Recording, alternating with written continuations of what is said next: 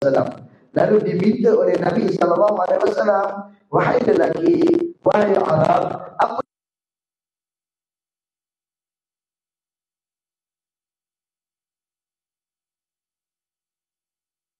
Rasulullah, mata saya Rasulullah, bilakah datangnya kiamat wahai Rasulullah, bilakah datangnya kiamat? Lalu mendengar pertanyaan itu, Nabi yang sangat bijaksana, Nabi yang sangat santun, Nabilah orang yang terbijaksana di kalangan manusia, Nabilah orang yang terbaik dalam menjawab segala soalan. Lalu Nabi menjawab pertanyaan tadi dengan pertanyaan. Lalu ditanya kepada Arab lelaki tadi, engkau bertanya kepada aku tentang bilakah datangnya kiamat wahai Arab? Ya, betul. Apakah yang telah engkau persiapkan dirimu untuk untuk kedatang kiamat tadi? Kau tanya dengan aku tentang kiamat, apa yang kau dah siapkan diri kau untuk kedatangan kiamat tadi? Mari kita buka hati kita, kita buka telinga kita, kita buka minda kita, kita lapangkan dada kita, dengar apa kata Arab Badui tadi. Dengar apakah kata Arab Badui tadi. Apa dia kata? Wahai Rasulullah, ketahuilah olehmu wahai Rasulullah, aku tidak menyiapkan solat yang banyak untuk kedatangan kiamat tadi.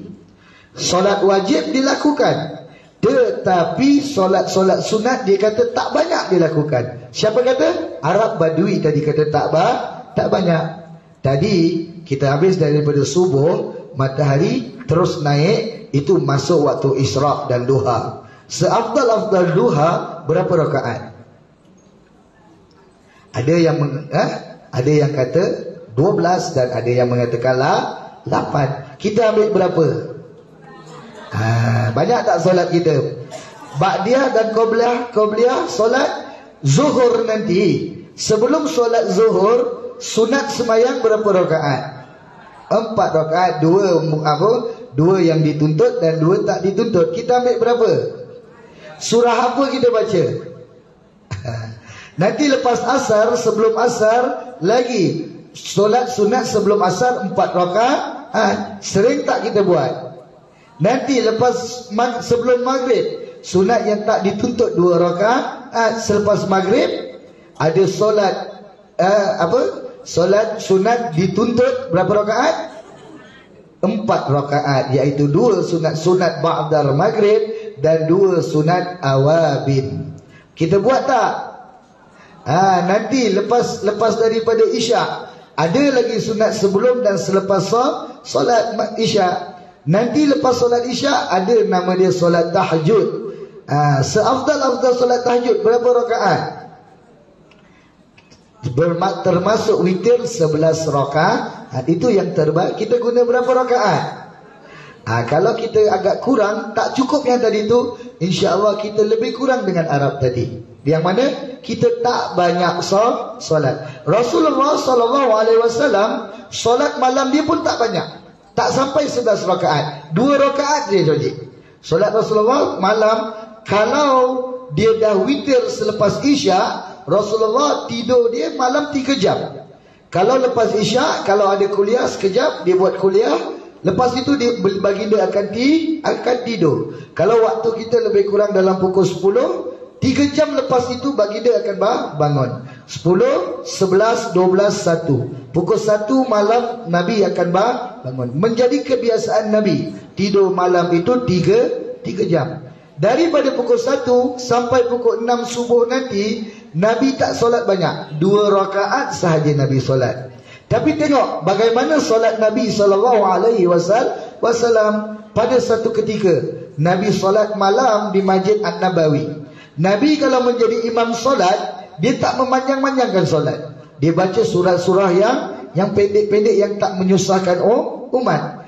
Tapi bagaimana solat Nabi kalau bersendirian? Pernah Nabi semayang di Masjid An-Nabawi, seorang sahabat nak ikut belakang sebagai makmum Nabi solat malam.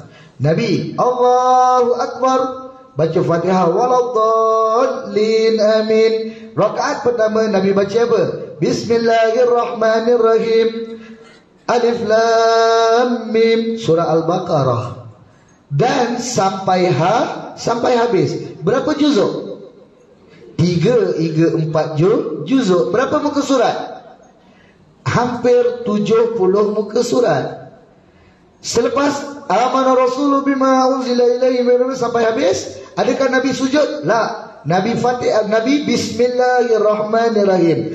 Nabi baca Bismillah lagi dan Nabi sambung rakaat pertama itu dengan surah Ali Imran.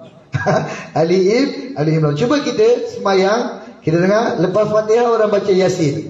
Menggelupuh menggelupuh kita. Ini surah Baqarah habis 70 muka surat.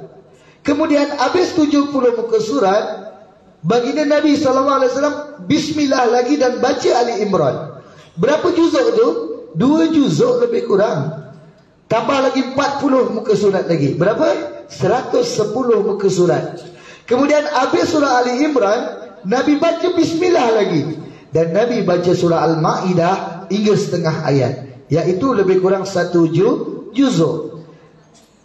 Lebih kurang Nabi solat pada rakaat pertama pada hari itu 130 muka surat. Rakaat pertama. Sahabat tadi saya tak tahulah dia menyesal ke macam mana, tak tahu nak cakap lah.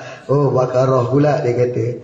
Tapi itulah solat Nabi. Kemudian Nabi sujud dan Nabi bangun dan Nabi membaca surah sama lebih kurang panjang pada rakaat pertama. Menjadi kebiasaan Nabi, ketika Nabi Assalamualaikum warahmatullahi, Assalamualaikum warahmatullahi, tak lama daripada itu azan subuh berkumandang. Itu kebiasaan Nabi. Siapa pernah try macam gitu? Sayyidina Syekh Abdul Qadir Al-Jailani, menjadi kebiasaan beliau solat sehari semalam 1000 rakaat. Rabi'atul Al-Adawiyah qadassallahu sirah, menjadi kebiasaan beliau solat sunat 1000 rakaat. Ada seorang imam mazhab, Imam Abu Hanifah, pengasas mazhab Hanafi. Beliau adalah seorang perniaga. Nanti lepas subuh, nanti Imam Abu Hanifah akan buka kedai. Dan di situ ada orang datang bertanya masalah agama. Dan kalau tak ada masa lapang, beliau karang kitab. Dan di celah-celah daripada aktiviti harian beliau, menjadi rutin Imam Abu Hanifah setelah mengerjakan solat sunat duha 8 rakaat, beliau solat mutlak disambung dengan solat mutlak. Menjadi kebiasaan beliau, tak banyak dia solat mutlak. Berapa? 300 rakaat. 300 rakaat. Nak cerita apa? Nak cerita orang-orang dulu kuat. Orang-orang dulu kuat sangat beribadah kepada Allah, mencontohi Nabi SAW. Nabi itu kaki dia bengkak. Kerana apa? Banyaknya berdiri sah. Mana tak bengkak pakcik? Pukul 1 solat, nanti pukul 6 baru habis. Setiap hari. Setiap hari. Jadi kita banyak tak solat macam itu? Berapa banyak kita solat sunat? Tadi ada tak 20 kali? 20 rakaat. Kalau kurang bermaksud, kalau lebih kurang itu pun bermaksud kita tak siapkan solat yang banyak seperti orang Arab tadi. Dan kata orang Arab lagi tadi, wahai Rasulullah, dan aku tidak siapkan sedekah yang banyak. Sedekah aku pun tak banyak. Kita tengok kita punya sedekah banyak tak? Sama dengan Arab ataupun kita lebih? Cubalah tadi tabung tadi lalu. So nasib baik tak lalu atas. Kalau tak saya pun sama juga. Tengok tabung tadi lalu. Cubalah dalam poket kita ada duit kundang, duit merah, duit hijau. Kita raba, kita terus keluar kundang. Rasa terus ke masuk balik pilih lain? Jadi tak bang, dalam satu bulan gaji kita 3-4 ribu. Berapa puluh persen kita beri untuk jalan Allah Subhanahu Wa Taala? Sayyidina Uthman bin Affan pada satu ketika awal-awal hijrah Nabi ke kota Madinah Al-Munawwarah, antara sesuatu yang paling payah bagi umat Islam adalah air. Sumber air itu susah sangat untuk dapat di Madinah. Jadi sumber air pada umat Islam pada ketika itu banyak terjurus. Mereka membeli air daripada seorang Yahudi yang bernama Yusuf, yang mana perigi Yusuf itu berdekatan dengan Masjid An-Nabawi. Jadi umat Islam banyak beli air daripada Yusuf. Orang Melayu kata apa? Cekik darah pakcik dia jual. Dulu tak ramai orang Islam, dia jual murah sikit. Sekarang bila orang Islam dah datang, dia makin naikkan harga air. Saya tak ada dalam riwayat berapa, tapi mahal sampai harga air itu menjadi satu kerusingan bagi Rasulullah sallallahu alaihi wasallam. Dan Nabi sallallahu alaihi wasallam pada satu ketika dikumpul para sahabat membincangkan khusus masalah ini. Dia kata, wahai para sahabatku, ada tak seseorang, ada tak siapa-siapa yang nak berurus meniaga dengan Allah Subhanahu wa taala? Bagaimana wahai Rasulullah? Pergi beli, cari jalan, beli telaga daripada Yusuf dan wakafkan untuk agama Allah Subhanahu wa taala. Wakafkan untuk umat Islam. Lalu Sayyidina Uthman, dia tu jutawan majid. Sayyidina Uthman ni jutawan daripada di Mekah sampai ke Madinah, beliau jutawan. Kaya itu tidak dilarang dalam Islam. Apabila mendengar seruan Rasul sallallahu alaihi wasallam, apa yang Sayyidina Uthman buat? Hantar seorang pekerja ataupun orang suruhan dia pergi jumpa kepada Yusuf. Cakap dengan Yusuf, Yusuf, kita nak beli apa? Nak beli telaga tadilah ataupun perigi. Dia tak nak jual. Mana nak jual pakcik? Untung besar. Lalu dia balik lagi cakap dengan Sayyidina Uthman, Yusuf tak nak jual telaga tadi tu. Tak nak jual. Dia fikir. Kau cakap macam gini. Cakap dengan dia, kita beli. Berapa harga dia nak jual, kita beli. Kita beli. Tapi kita bahagi dua dengan dia. Macam mana? Hari ini kita punya turn, besok dia punya turn. Ini hari kita punya turn, besok dia punya turn. Dah lah beli. Lepas tu bahagi hari untuk ambil air tadi tu. Lalu besok orang kerja daripada Sayyidina Uthman pun datang pergi ke Yusuf. Lalu dia kata, wahai Yusuf, kita nak belilah. Dan berapa harga pun kau beritahu, kita beli. Kita beli telaga ni. Dan yang best apa? Kan kau tak tahu ke kita tak nak jual, kata Yusuf. Kan semalam dah datang kata aku tak nak jual. Nanti dulu, dengar dulu nenggo kita. Dengar dulu apa kita nak cakap. Apa? Kita beli dengan kau, berapa pun kau nak kita bayar. Dan penggunaan perigi ni kita gile-gile. Bahagi dua. Hari ni kau punya, besok aku punya. Hari ni kau punya, besok aku punya. Oh, dia pun menarik lah. Oh, ini orang terdesak ni. Terdesak. Lalu dia ingat dia cerdik. Lalu dia letak berapa? 10,000 darham, serupa 10,000 dinar untuk beli telaga itu. Dan menurut ulama, 10,000 dinar tu berapa tau makcik? Iaitu hampir 700,000 ringgit. Lebih kurang kalau dinisbahkan duit sekarang. Beli perigi 700,000 makcik. Apa kata Sayyidina Uthman? 10,000 dia buat pengajian. 12,000 aku bayar. 12,000 aku bayar. Yusuf pun tengok, bagi 10,000 ingat dah mahal, dia tambah lagi 2,000. Bolehlah. Boleh dah. Buat satu surat perjanjian dan sign. Oleh kerana dah gelap mata dengan 2,000 tadi lebih, dia pun sign tanpa fikir. 700,000 pakcik beli perigi. Itu murahnya para sahabat Rasul sallallahu alaihi wasallam. Sekarang kita nak tengok kita murah tak, macam tak sahabat Nabi tadi. Ini dekat Kemboja, dekat Champa, dekat Rohingya. Dia kan ada buat situ kan air susah. Dia ada buat wakaf untuk air. Berapa wakaf satu perigi? RM2,150. Bahagi 15 bahagian. Itu pun dekat 4 bulan baru penuh. Kudukut orang Malaysia sini. Ini 700,000 cash money bayar macam gitu. Lepas dia bayar, adakah dia jual kepada umat Islam? Tak. Dia bagi percuma kepada umat Islam. Kalau kita kan tak apalah, Yusuf jual 20, aku jual 5 lah, balik modal pun cukup lah. Tak. Sayyidina Uthman wakafkan. Dan bukan saja wakafkan air perigi. Bahkan Sayyidina Umar kata, ini ramai orang beratur nak ambil. Apa kata kita tanam pokok-pokok kurma sekeliling ni. Jadi dia orang boleh ambil kurma, boleh ambil air. Dia tanam. Dia buat modalkan duit, dia tanam pokok kurma di keliling perigi tadi. Dan pokok kurma itu hidup dan diwakafkan orang Islam keseluruhannya. Berkah dia makcik, berkah dia apa? Berkahnya pokok kurma itu sampai sekarang ada lagi kebun itu. Air perigi itu sampai sekarang ada lagi. Dan sampai sekarang makcik, pokok kurma itu membiak dengan begitu luar biasa, mengalahkan adat kebiasaan pokok-pokok kurma yang lain. Sampai sekarang kerajaan di Madinah tak tahu siapakah waris yang patut untuk diberikan duit daripada jualan-jualan kurma tadi. Apa yang dia buat? Dia kumpulkan dana pembelian dan dia buat berbagai-bagai hotel-hotel untuk kegunaan umat Islam haji dan umrah. Tengok bagaimana Allah Subhanahu wa taala memberi keberkahan kepada harta yang diwakafkan ke jalan Allah Subhanahu wa taala. Apa poin dia?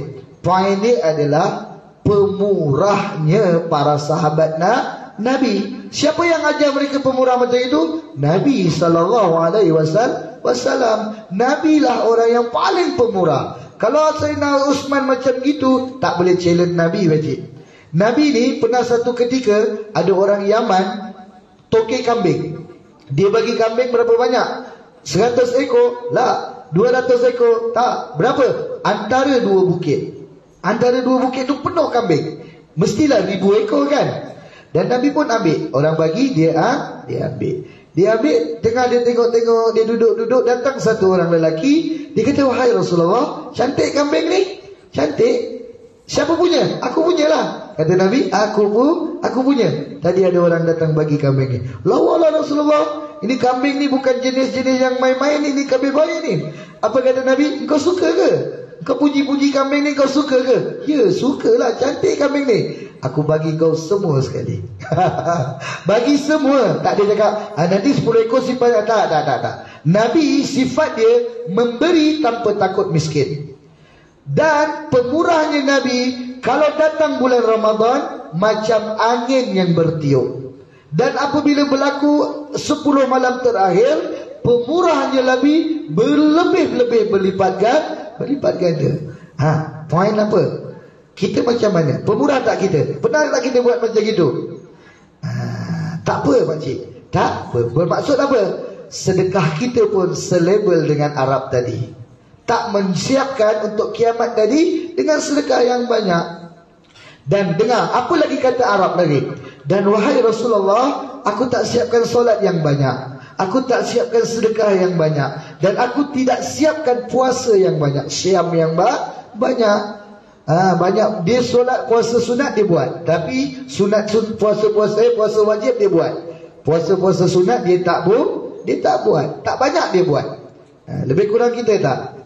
Kalau badan-badan yang besar macam saya ni, memang confirm lah tak banyak puasa. Pun begitu wahai Rasulullah.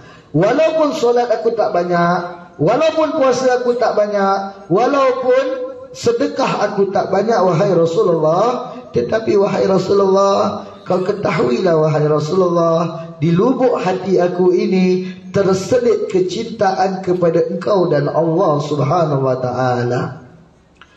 Walaupun solat tak banyak, walaupun puasa tak banyak, walaupun sedekah tak banyak, tapi dalam hati ini ada cinta kepada Allah dan Rasulnya wahai Rasulullah. Walaupun solat tak banyak, walaupun puasa tak banyak, walaupun sedekah tak banyak, tapi dalam hatiku ini ada cinta kepada Allah dan Rasul, kata pemuda tadi.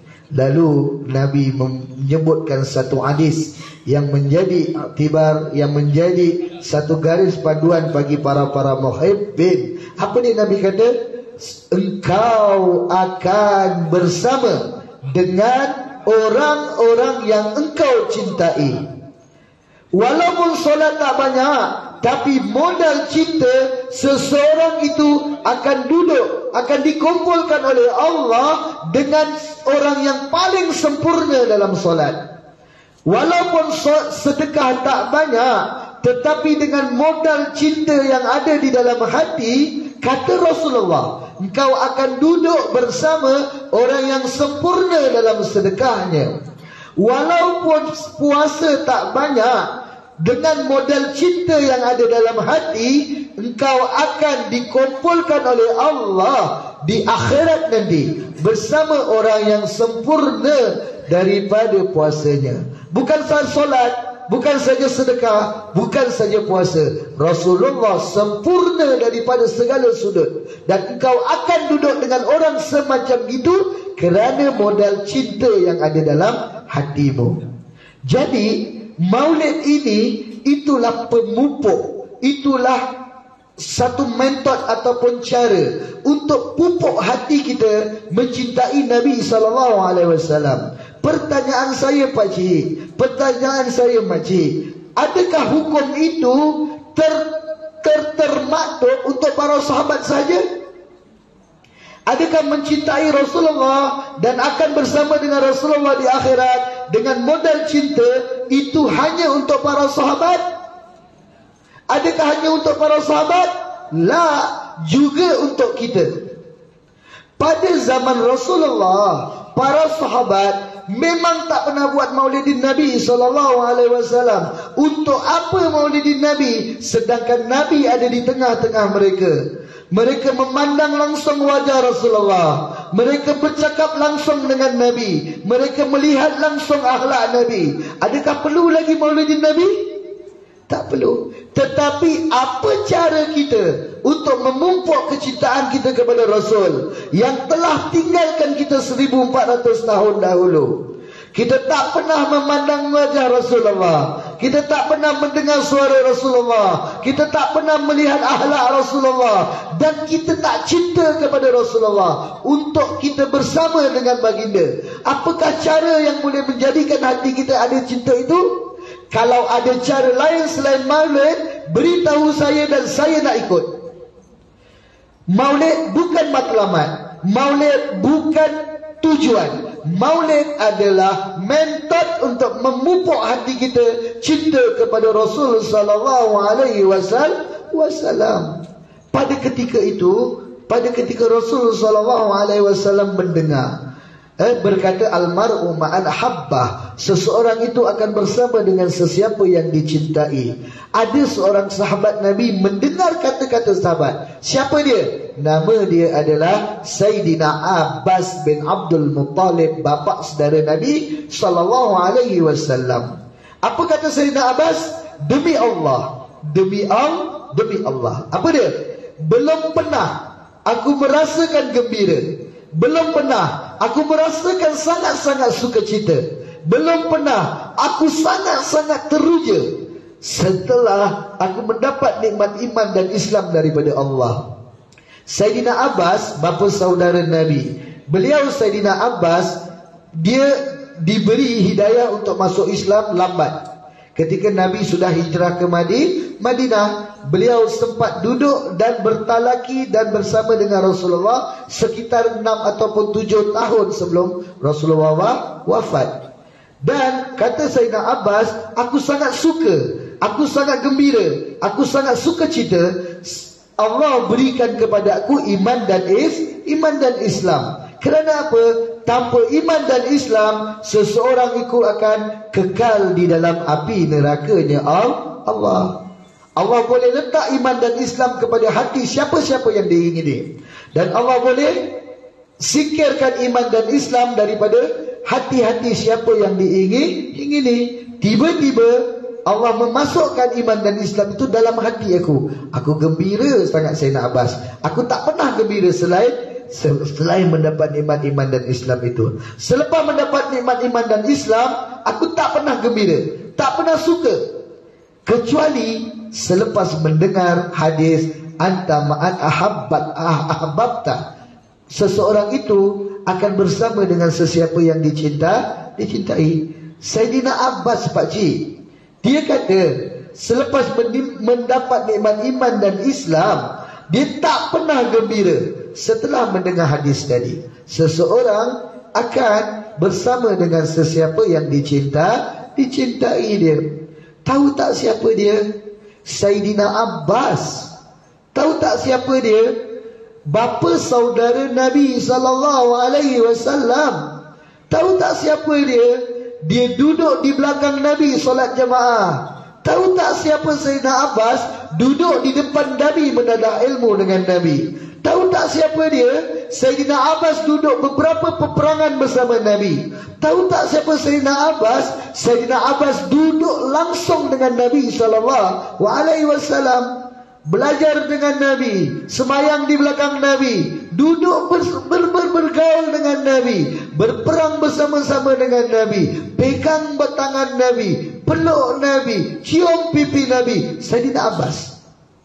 Dan ada lagi satu special Sayyidina Abbas ni. Apa dia? Tadi kita baca maulid.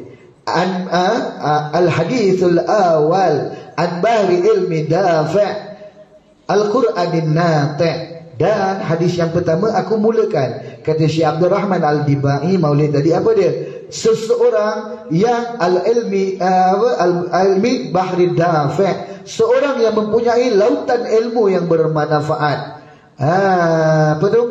Al-hadithul awal an bahri ilmi dafi' wa lisani Qur'anin nati', dan lisan ataupun penterjemah Al-Quran. Sayyidina orang lelaki ini adalah pembahas, penterjemah ataupun penerang, sebaik-baik penerang tentang apa-apa yang ada di dalam Al-Quran. Siapa dia? Sayyidina Abdullah ibni Sayyidina Abbas, anak kepada Sayyidina Abbas. Siapa dia? Sayyidina Abdullah bin Abbas adalah ketua ulama umat Nabi SAW. Orang alim, kata Nabi, al-ulama warisatul anbiya. Ulama itu adalah pewaris para nabi. Dan ketua daripada seluruh ulama itu adalah Sayyidina Abdullah bin Abbas. Kita dengar dalam satu hadis, barang siapa yang mempunyai anak dan dia hafal 30 juzuk Al-Quran dan dia menjaga hafalan Al-Quran dia, nanti di padang mahsyar, anak itu akan dapat memberi syafaat kepada 70 orang ahli keluarga dia. Itu orang yang hafaz Quran dan memelihara Al-Quran. Bagaimana pula kalau anak dia seorang ketua ulama umat Nabi SAW? Sudah tentu lebih menggembirakan, sudah tentu lebih besar manfaat yang akan diberikan kepada kedua ibu bapa. Betul tak Pakcik? Betul. Pun begitu Pakcik, solat di belakang Nabi, duduk bersama Nabi, belajar dengan Nabi, ada anak sekelas Sayyidina Abdullah bin Abbas, itu bukan satu jaminan bagi Sayyidina Abbas, itu bukan menjadi satu pengharapan ataupun satu benda yang menjadikan begitu terjamin untuk dia selamat. Faham tak? Kalau kita rasa solat kita rasa syurga dengan kita ni satu tapak kaki lagi kita nak sampai. Sayyidina Abbas, dia kata tak. Walaupun dia sembahyang belakang Nabi, walaupun dia belajar dengan Nabi, walaupun dia ada anak macam Sayyidina Abdullah bin Abbas, kita tanya diri kita sendiri, belakang siapa kita solat, dengan siapa kita belajar, anak kita siapa Pakcik? Adakah sehebat Rasulullah? Adakah anak kita sehebat Sayyidina Abdullah? Pun begitu, Sayyidina Abbas yang begitu dimuliakan oleh Allah, mendapat nikmat sebesar itu, dia tak menghantarkan perkara itu untuk selamat di sisi Allah. Apa yang dihantar? Dia sangat menghantarkan kecintaan kepada Rasul SAW. Apa alasan kita tak nak gunakan kecintaan kepada Rasul untuk kita bertemu Allah? Kalau Sayyidina Abbas yang macam gitu pun menggunakan cara ini, menjadikan cinta kepada Rasulullah itu sebagai penghantar atau menjadi satu harapan yang menjadikan beliau boleh selamat di sisi Allah Subhanahu Wa Taala. Anak kita siapa Pakcik? Ilmu kita bagaimana? Apa sombong yang ada dalam hati kita mengatakan tak perlu cinta-cinta Rasulullah, biar aku hantar dengan solat dan puasa aku di hadapan Allah. La haula wa la quwata illa billahil aliyyil azim. Dan terakhir sekali sebelum saya tutup kuliah kita, sebab saya ditanya, diberitahu untuk isi selama satu jam, dan kita cuba juga. Adakah ini ada terbukti kecintaan kepada Nabi SAW itu adalah menjadi satu asbab untuk memancing, untuk mendapatkan pertolongan Allah Subhanahu Wa Ta'ala. Pertama, hukum tentang untuk mencintai Nabi. Yang kedua, berapa perlunya kita untuk mencintai Nabi. Dan sekarang sejarah ataupun bukti bagaimana mencintai Nabi ini itu dapat memancing pertolongan Allah Subhanahu wa taala. Selepas wafatnya Nabi sallallahu alaihi wasallam, kemudian digantikan oleh Khalifah Al-Ghasidin. Kemudian habis daripada Sayyidina Ali, pucuk pemimpinan Islam diduduki oleh Muawiyah bin Abu Sufyan. Bermulalah definisi ataupun zaman Bani Umayyah. Kemudian selesai, bertukar kepada dinasti Abbasiyah. Dan daripada Daulah Abbasiyah kepada Daulah Uthmaniyah, pimpinan Sultan Muhammad Al-Fatih itu, di tengah-tengah itu adalah zaman kegelapan Islam. Zaman bagaimana Islam dilanggar oleh tentera-tentera Tartar dan tentera-tentera Khalid Khan. Itu zaman kegelapan Islam sebagaimana zaman sekarang. Dan pada ketika selepas daripada pemerintahan Abbasiyah, pernah berlaku satu daulah Islamiyah yang dinamakan Daulah Sulukiyah. Tak lama masa itu, sangat sikit. Siapa khalifah ataupun pemimpin pada zaman itu? Nama dia adalah Sultan Malik Muzaffar. Sultan Malik Muzaffar. Dan Sultan Malik Muzaffar lah satu orang sultan yang bertanggungjawab untuk membebaskan kota Baitul Maqdis Palestin untuk kali kedua. Berlaku beberapa kali cubaan daripada Sultan Malik Muzaffar untuk membebaskan kota Baitul Maqdis pada ketika itu. Kota Baitul Maqdis pada ketika itu bukan dikuasai oleh orang Bani Israel macam sekarang. Kota Baitul Maqdis pada ketika itu dikuasai oleh orang-orang Romawi ataupun orang Kristian. Itu menjadi satu pusat pemerintahan Rom. Sangat kuat, sangat luar biasa kekuatan Rom pada ketika itu. Menjadikan hadis Nabi yang menyebutkan nanti satu ketika nanti kota Baitul Maqdis itu akan dijadikan penjara oleh orang-orang Bani Israel. Para sahabat hairan. Kenapa? Sebab masa Nabi cakap itu, kota Baitul Maqdis adalah pusat orang-orang Kristian. Orang Kristian. Jadi Sultan Malik Muzaffar pada Daulah Ismailiyah Sulukiyah beberapa kali hantar tentera untuk membebaskan Baitul Maqdis. Apa yang berlaku? Masuk je tentera kalah, dan masuk je tentera kalah. Berapa kali? Sampai berapa kali saya lupa, tapi beberapa kali. Bagaimana sejarah membuktikan? Saya dah pergi Baitul Maqdis tahun 2011. Baitul Maqdis yang sebenar-benar Baitul Maqdis itu adalah di Jerusalem. Sekarang yang peperangan di Palestin itu di Gaza. Kalau Gaza itu daripada Baitul Maqdis, daripada Jerusalem itu macam kita dekat Johor, dan Gaza itu dekat Kelantan, dekat Perlis macam itu. Baitul Maqdis itu sepadan dengan Jordan. Di tengah-tengah daripada Jordan masuk lebih kurang 80-70 kilo macam itu. Dan Gaza itu adalah sepadan dengan Mesir. Jadi di Jerusalem itu, kota lama Jerusalem itu dibina oleh Nabi Sulaiman alaihissalam. Ada tembok sebesar 7 km persegi. Saya dah pergi dah. Saya tengok dengan mata saya sendiri. Tembok dia yang paling luas 7 kaki tinggi. Lepas tu lapisan yang kedua 12 kaki. Sepanjang 7 kaki persegi. Bagaimana sejarah membuktikan, menceritakan dengan kita ketika peperangan Salibiyah dinamakan Sultan Malik Muzaffar punya peperangan itu, umat Islam yang dihantar ditangkap dan disembelih keseluruhannya di kota lama Jerusalem. Sehingga darah umat Islam sececah buku lali sepanjang 7 km persegi. Lalu Sultan Malik Muzaffar bingung. Dia kata, kenapa Allah tidak berikan pertolongan dalam perjuangan kita?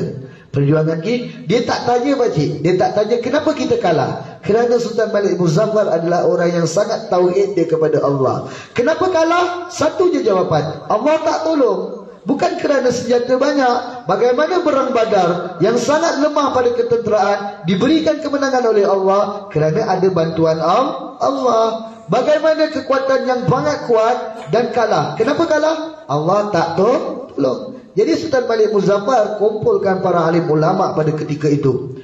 Dia tanya para ulama, wahai para alim ulama, apa salah kita? Apa kurang kita? Kenapa pertolongan Allah jauh daripada kita?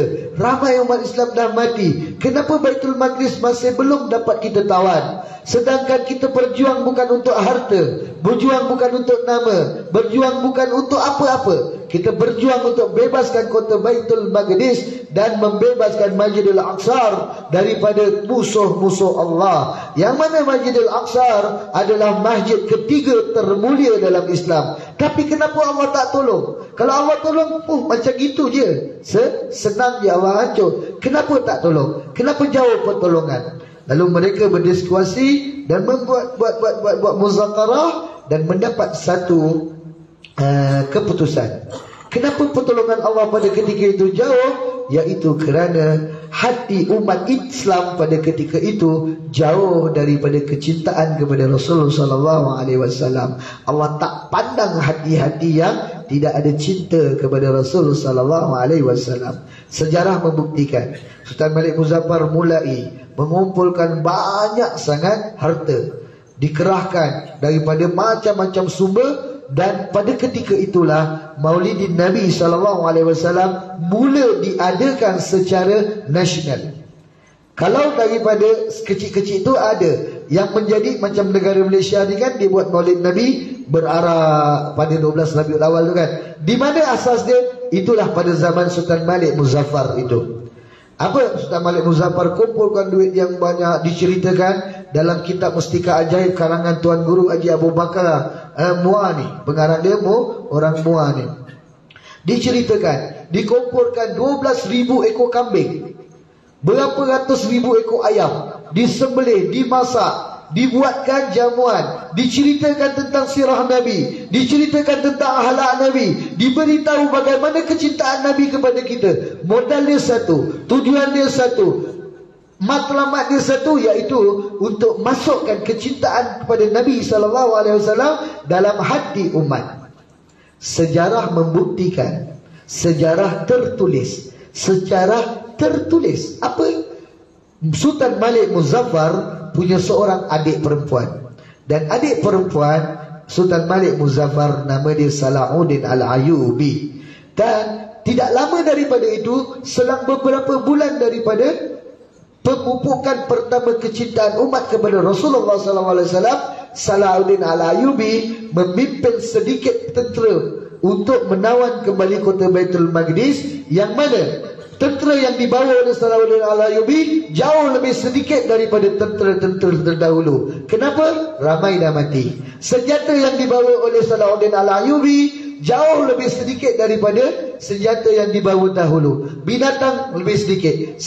Pendek kata, tentera Salahuddin Al-Ayyubi adalah tentera yang paling daif untuk menawan kota Baitul Maqdis berbanding dengan angkatan tentera-tentera terdahulu. Tetapi yang lebih pada tentera Salahuddin Al-Ayyubi adalah dalam hati askar mereka, dalam hati umat Islam yang mendoakan mereka, termaktub, terselip kecintaan kepada Nabi SAW. Sejarah membuktikan bagaimana Salahuddin Al-Ayyubi dapat menawan kota Baitul Maqdis tidak sampai beberapa minggu sahaja, berkat kecintaan kepada Nabi menarik pertolongan Allah Subhanahu wa Ta'ala.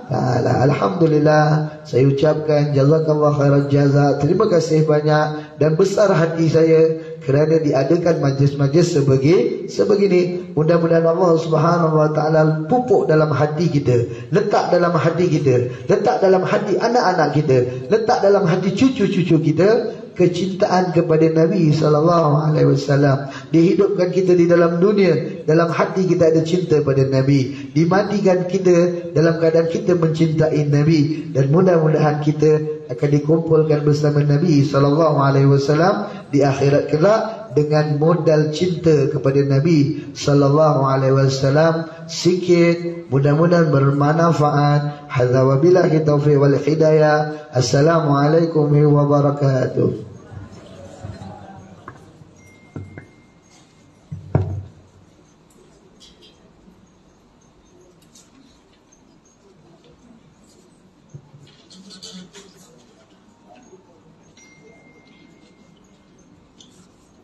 Begitulah tadi ceramah yang telah disampaikan oleh Ustaz Tuan Syekh Said bin Osman. Majlis mengucapkan setinggi terima kasih atas penyampaian ceramah yang sungguh bermanfaat. Semoga hadirin dapat mengambil ibrah dan tarbiyah daripada ceramah yang telah disampaikan. Hadirin hadirat yang dikasihi, kini tibalah kita ke acara penyampaian cerita hati bagi